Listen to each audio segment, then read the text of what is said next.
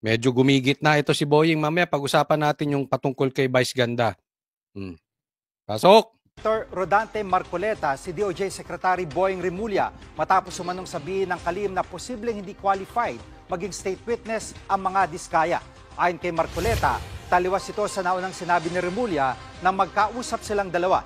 Nauna nang ginit ni Marcoleta na dapat sa ilalim sa Witness Protection Program ang mga diskaya dahil sa banta umano sa kanilang buhay. Kinalulungkot daw ni Marcoleta ang pagbabago ng pahayag ni Rimulya na naging basehan ni Senate President Tito Soto para wag pirmahan ang kanyang rekomendasyon na bigyan ng proteksyon ang mga diskaya bilang testigo. Alam nyo naman si Secretary Boying Rimulya, matalik kong kaibigan yan, matagal kami nagsama sa House of Representatives. So pinanghawakan ko yung kanyang sinabi sa akin. Yan, ang pinagsabi kasi, poprotektahan ni Boying at ilalagay sa State Witness Protection Program itong diskaya. Yun yung sabi ni Boying. Naniwala ka naman doon. Alam mo yan si Boying, parang si Bongbong yan. Kung anong sabihin, kabaliktaran. Di ba sinabi niya rin yan, hindi niya papapasukin yung ICC. Pag pumasok sila dito, tumungtong pa lang, paghuhulihin ko na yan. Wala silang jurisdiction dito. Anong gagawin nila dito? Tapos pinapasok, pinahuli si PRRD, dinala doon, kinidnap. Oh, manloloko yan. Pareha sila ni Bongbong, kaya mag-amoy ang dalawa eh. Oh, pero yun yung pinanghawakan ni Marcoleta. Malinaw naman po. Sa batas, ano po, kung titingnan po ninyo yung Section 3, isama na po ninyo yung Section 10. Oh, Section 3 at Section 10 ng nasa batas. Anong batas? RA ano? Ng Republic Act 6981. Republic Act, RA 6981. Anong sabi? Doon kung ano-ano ang mga requirements na kakailanganin para mapasa ilalim ng Witness Protection Program ang isang witness na nag-a-apply. Hindi po kasama doon yung restitution na kanyang binabanggit na magbabalik ka pa ng kung ano-ano sa gobyerno. Yun po kasi yun. Okay? Wala doon sa RA na yun. Yung sinasabi sa batas na yun ni Marcoleta. Tayo hindi po abogado. Pero yan po ang sinabi ni Marcoleta. Wala doon. Yung, sige, eto kondisyon. Kasi may mga prerequisites yan. May mga kondisyones na ano ang dapat para ikaw ay mapasok as state witness. Mapasok ka sa protection program. May dadadadan. Wala doon yung ibabalik yung pera. Hindi ko alam kung abogado ba ito si Boying. Sabi niya, abogado siya. Ngayon, kung mali si Marcoleta, yun ang sabihin mo, oy, Marcoleta, mali ang batas na kinukote mo. Kasi hindi ko alam kung sino ang utu-uto sa inyo ni Tutasen o ikaw. Kasi nagtuturuan eh. Parang sinasabi sa aking pagkakaunawa, sinasabi ni Tutasen, hindi pinayagan ng DOJ. Ito, baligtad naman. Hindi na natin malaman kung anong totoo ba. In any case, kung sino man ang tama dyan, sino man ang sumusunod kay kanino, bobo ba kayo? Wala sa batas yun eh. Maliwanag. Yun ang punto ni Marcoleta. Ngayon, kung mali nga si Marcoleta, doon nyo siya banatan. Mali si Marcoleta ron. Pero wag kung ano-ano sinasabi ninyo.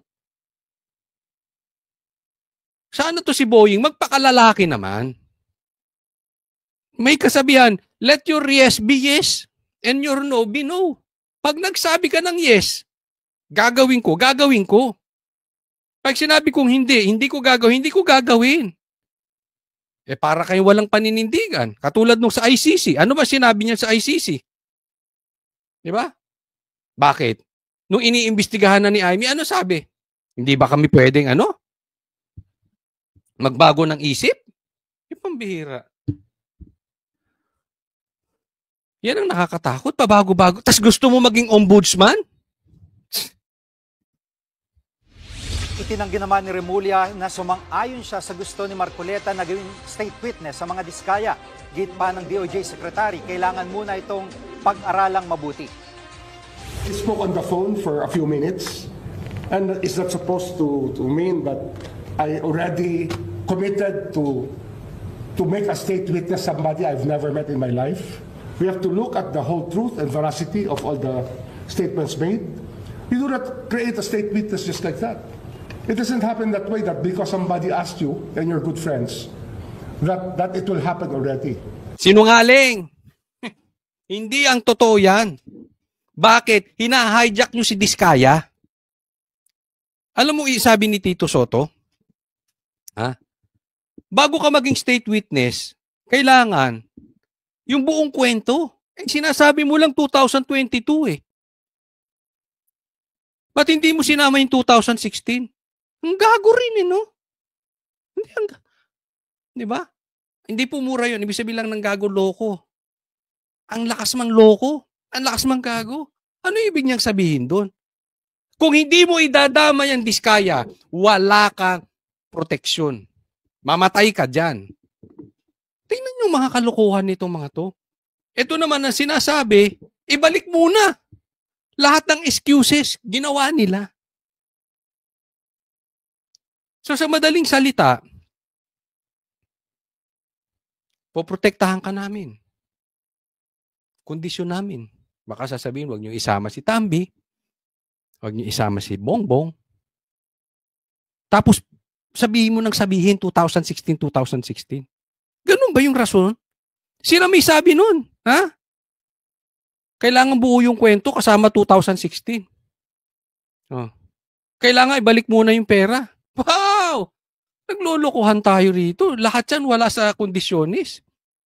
Kasi parang ang pangit eh. O let's assume Coach Oli, nasasabi mo lang yan kasi maka-Duterte ka. Hindi. Kunwari ako senador. Diba? Halimbawa, sinabi, may kasalanan si PRRD. May kasalanan si Bongbong. May kasalanan si Tambi. At ang nasa harap ko ay si Bongbong at saka si PRRD. Silang nasa Pilipinas, si Tambi umalis ng bansa. Imbestigahan ko muna tong dalawa. Simulan ko na yung investigasyon. Huwag yung sasabihin mo, hoy, Diskaya! Hanggat di nyo mapauwi si Tambi, hindi ko sisimulan ng investigasyon kay PRRD at kay Bongbong. Example lang po yun, ha? Ang binanggit ditong problema si Tambi at saka si Saldi. Kung walang babanggitin, ayaw banggitin, imbestigahan nyo na yung dalawa. Sabi ng walang sacred cows. You are hypocrites. You people are hypocrites. Kung ano na yung nandiyan dyan, imbestigahan na. Huwag nyo na ipagpilitan yung 2016. Ang lakas nyo manggago sa taong bayan. Napaka-ipokrito nito mga to. It has to go through a process of evaluation. Mga kapatid, Alam mo, dapat alisin ko muna yung picture Dapat, ni-record ni Hindi, wag bawal yun. Kasi, isipin mo, yung hindi niya papapasukin ng ICC, pinapasok pa rin niya. What more yung usapan nila ni Marcoleta? Itatanggi niyang pumayag siya. Walang ebidensya. Yung may ebidensya nga, binawi pa eh. Binawi pa niya ang pagkalalaki niya ron. Hindi niya pinanindigan. Yan pa kaya? Kaya nga sabi ko sa inyo, ito'y pinaiikot. Huwag nyo nang babanggitin that there are no sacred cows. In your part, kitang-kita na. Until imbestagahan si Tambi at si Saldi at si BBM, hindi ako maniniwala. Itinuturo na eh.